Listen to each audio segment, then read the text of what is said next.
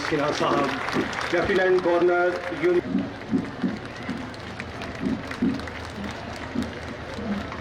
सख्त कार्रवाई करते हुए लगभग 8 केस दर्ज किए और आज के सहयोग से नशा मुक्ति सेवाओं को सुदृढ़ किया गया है।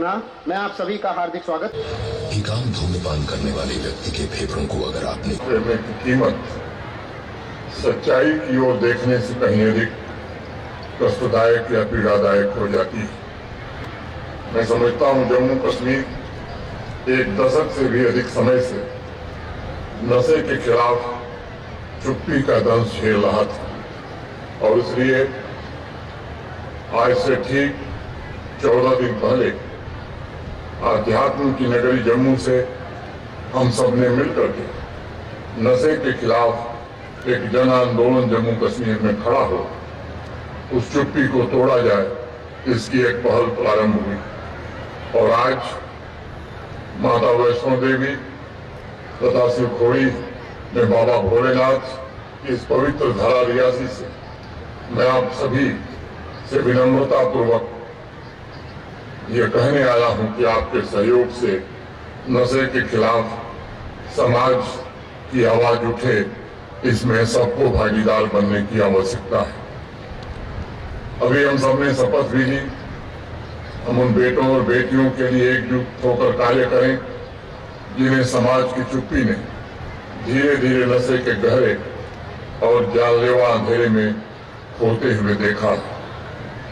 महिलाओं से सीधे और साफ तौर पर बात करना चाहता हूं। नशा कोई अमूर्त विचार नहीं है, ये कोई सरकारी रिपोर्ट का आंकड़ा भी नहीं है, न ही कोई ऐसी खबर है जिसे हम अखबारों की सुर्खियों में पढ़ते हैं। नशा हमारे समाज के हृदय में एक ऐसा घाव है जो चुपचाप बहुत लंबे समय तक जम्मू कश्मीर में गहरा घाव करता जा रहा है। समाज के इस घाव के इलाज के लिए जम्मू कश्मीर के प्रशासन ने, जम्मू कश्मीर की पुलिस ने बहुत प्रयास किए, लेकिन लगता है इस घाव के इलाज के लिए जन आंदोलन की एक आवश्यकता थी ताकि समाज की पूरी ताकत प्रशासन के साथ मिलकर के नशे को जड़ से समाप्त कर सके।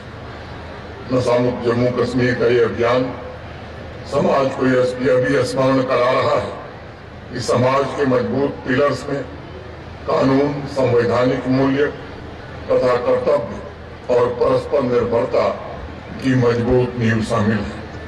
माता पिता का स्नेह, शिक्षक का विश्वास, पड़ोसी की देखभाल, ये सभी समाज के असली पिलर्स हैं।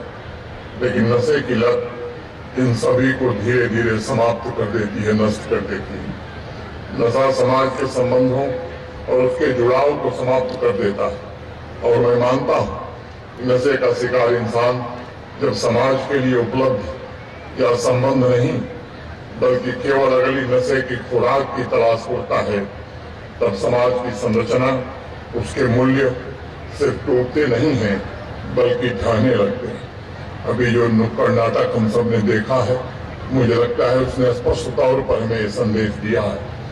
नशा मुक्त जम्मू कश्मीर अभियान के तहत आज हमें ये संकल्प लेना होगा कि हमें न केवल नशे को रोकना है बल्कि ये भी सुनिश्चित करना है कि जो परिवार इस पीड़ा को झेल रहे हैं वो फिर से उठ खड़े हों और उन घरों में फिर से खुशहाली आए जहां कभी दुखों का पहाड़ टूटा था।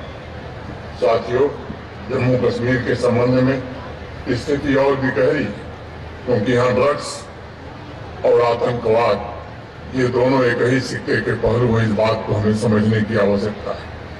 हमारे आतंकी पड़ोसी मुल्क में नार्को टेरर नेटवर्क नशे का उत्पादन, उसकी स्मगलिंग और उसका डिस्ट्रीब्यूशन लंबे समय से कर रहा है। यहाँ जम्मू कश्मीर में नशे से कमाया गया धन केवल तस्करों को अमीर नहीं बना रहा बल्कि आतंकवाद को बढ़ावा दे रहा है और उससे हथियार खरीदे जा रहे हैं। युवाओं को नशे की दलदल में धकेलने के साथ साथ उन्हें रेडिकलाइज करने का भी प्रयास इसी पैसे से किया जाता है। समाज को इस बात को सदैव स्मरण रखना चाहिए और इसकी आवश्यकता भी है कि एक इंसान के नशे की लत से निकला पैसा कई लेयर से गुजरते हुए पाकिस्तान के उन आतंकी संगठनों तक पहुंचता है जिनका उद्देश्य हमारे देश में अशांति और स्थिरता और भय फैलाना है और हमारे विकास को रोकना है। इसलिए मैं पुलिस तथा सभी एजेंसी से भी कहना चाहूंगा कि नशा तस्कर और आतंकवादी ये अलग अलग नहीं है बल्कि वे साझेदार हैं। हमें इन्हें व्यवस्थित, कठोर और पूर्ण रूप से समाप्त करने की आवश्यकता है। हर रास्ते पर निगरानी की जरूरत है और आर्थिक नेटवर्क को तोड़ने की आवश्यकता है। हर ऐसी संपत्ति को जब्त करने की जरूरत है। इसके लिए जम्मू कश्मीर प्रशासन और पुलिस ने मिलकर के एक संयुक्त एसओपी बनाई और अनेक महत्वपूर्ण निर्णय भी इसमें हुए। ड्रग स्मगलिंग से जुड़े तस्कर का पासपोर्ट निरस्त किया जाएगा, उसका ड्राइविंग लाइसेंस निरस्त होगा, आधार कार्ड उसका निरस्त कराया जाएगा। अगर आम लाइसेंस है तो उसे भी निरस्त कर दिया जाएगा। अगर वो फरार है तो उसके खिलाफ तुरंत लुकआउट सर्कुलर जारी होगा। साथ ही एनडीपीएस एक्ट के तहत उसकी चल और अचल संपत्ति अटैच कर ली जाएगी, बैंक अकाउंट फ्रीज कर लिए जाएंगे और उनके खिलाफ फाइनेंशियल इन्वेस्टिगेशन प्रारंभ होगा।